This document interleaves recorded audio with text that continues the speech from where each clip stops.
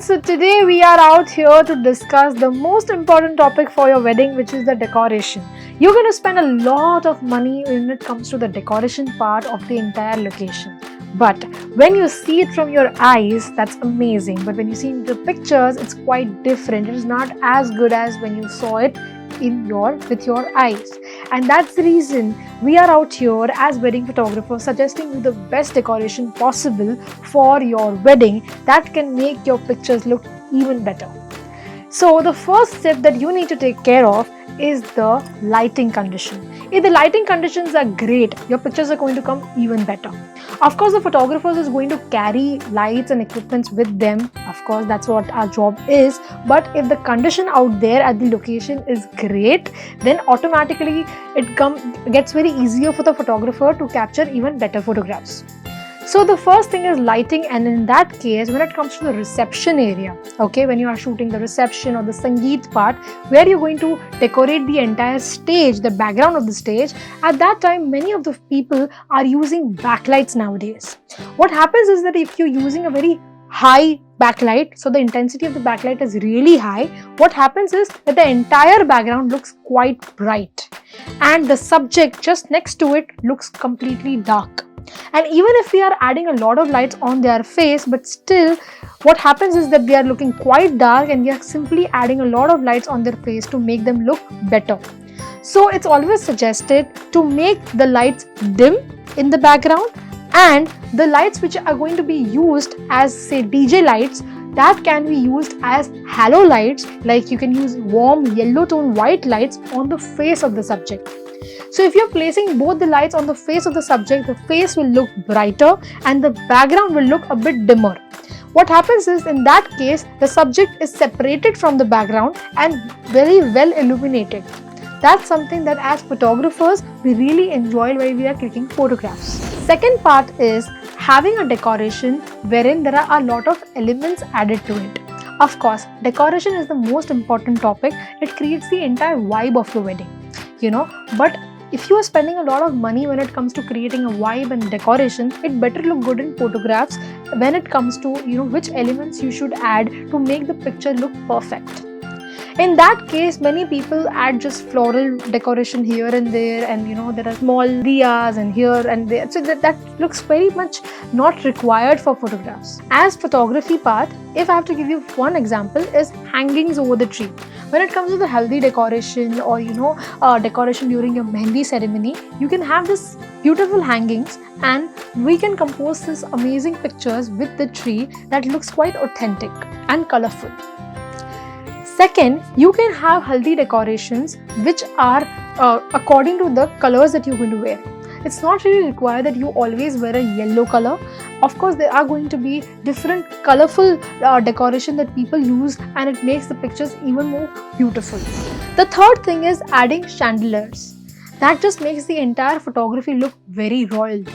If you're just adding one simple chandelier or 2-3 chandeliers in the decoration part, just placing the subject next to the chandelier and adjusting lights according to our creativity makes pictures look really beautiful, makes it more artistic, and you as a bride and groom might just make as like the king and queen of the wedding. Please avoid adding LED walls in the background. If there are high intensity LED walls while we are shooting Sangeet, what happens is that it looks very bright, okay, and it makes the entire photo which looks very shabby. The subject is very dark, LED light wall is very bright during the Sangeet ceremony. So people usually prefer having simple, nice, beautiful lighted decoration, or you can have LED wall with graphics which are dark. So there are dark walls and there are just simple lining and graphics coming in. Even that can make the pictures look great. Third is choosing the location and the timing of the ceremony. Everything should club out. For example, if you have a wedding, say a destination wedding, it's a mountain view and you have planned for a sundowner. So where the sun is going to set, okay, where the mandap is going to be placed, and is the mountains going to be seen in the background. Sometimes it's good for your eyes, as I mentioned, but when it comes to photographs, we can't even see the mountains. We can't even see the riverside area. That should not be the case.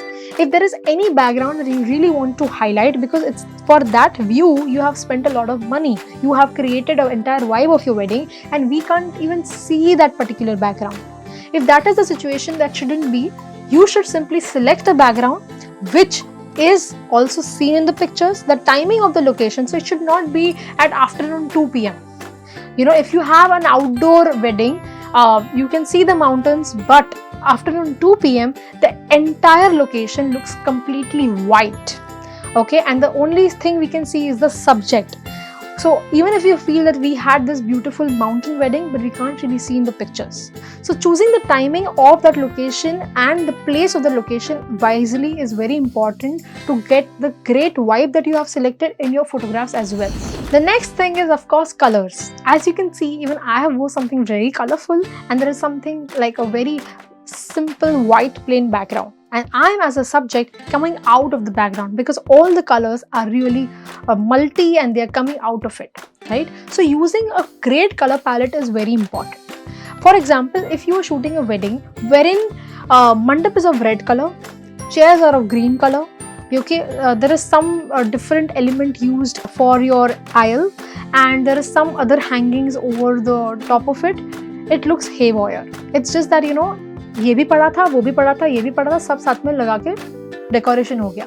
That shouldn't be the case, correct? So if you are choosing a particular banquet hall also, you should see that what kind of lighting is going to be there, what kind of background is there in that particular banquet hall, and which color of mandap will look good with it, and is your lehenga or your outfit going to complement it. Everything should be very well planned before the wedding. So if it's a haldi, very easy. You're using a haldi background, yellow background, you are using some elements which are completely that genda fool and everything. So everything looks perfect. And that is a very simple thing to do. Many people see it on Instagram and they can take it forward.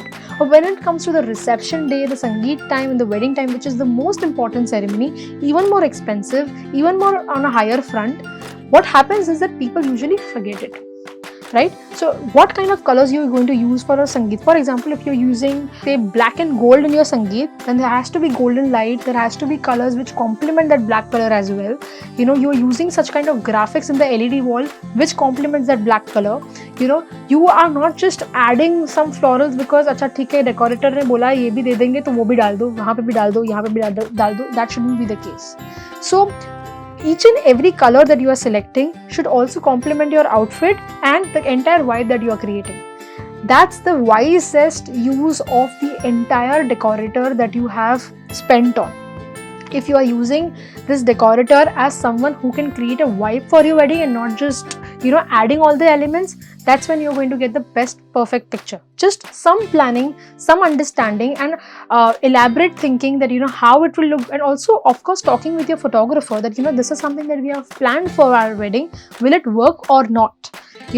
First making them involved in the entire process can also make them aware that these kind of lights, if we come up as a wedding photographer, these kind of lights we are going to use in your wedding, and that can make the entire process even more nicer and simpler. The next part, which is the most favorite part of mine, which is the bouquet lights. Now it's a plain simple black background and it's like completely dark. It's a Marwadi wedding at night 2 a.m.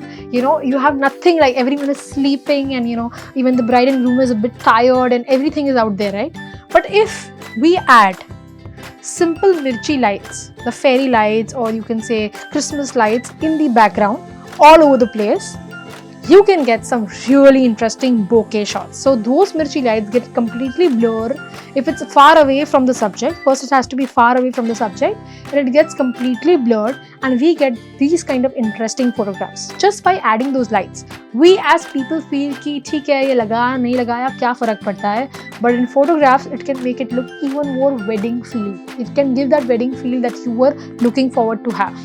So adding such kind of elements, this is the most simplest and the most nicest element that you can add for your decoration, which can make your pictures look even nicer. I hope these tips and tricks might work for you, and if there is any doubt or question, you can ask in the comment section below. You can also contact us.